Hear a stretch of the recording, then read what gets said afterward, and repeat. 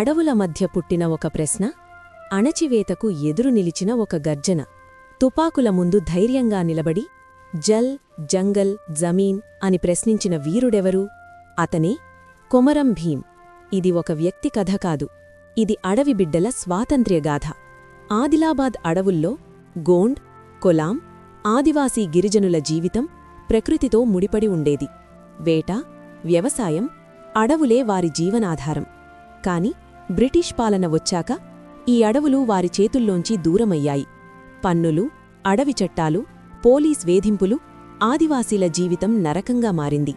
1900 ప్రాంతంలో ఆదిలాబాద్ జిల్లా జోడెంగట్ గ్రామంలో కొమరం భీం జన్మించాడు. బాల్యంనుంచే అన్యాయాన్ని సహించని స్వభావం. అడవులు కాపాడాలంటే పోరాటం తప్పదని ఆ చిన్న వయసులోనే తెలుసుకున్నాడు. ఒకరోజు బ్రిటిష్ అధికారులు ఆదివాసీలను పన్నుల కోసం వేధించారు. అదే సమయంలో భీం తండ్రి అన్యాయంగా హతమయ్యాడు. ఆ క్షణమే కొమరం భీం మనసులో విప్లవం జన్మించింది. ఇది వ్యక్తిగత ప్రతీకారం కాదు, ఇది సమాజ పోరాటం.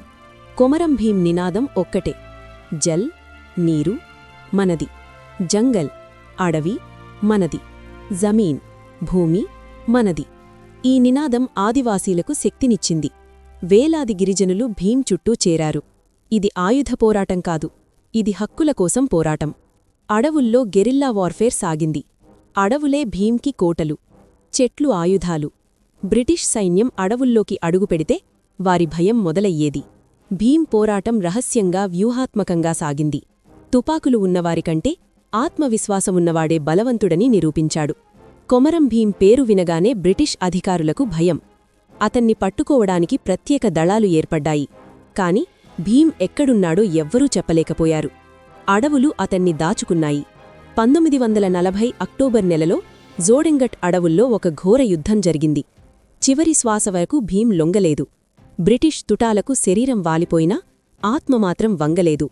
కొమరం భీం వీరమరణం పొందాడు. కొమరం భీం చనిపోలేదు, ఆయన ఆలోచన జీవించింది.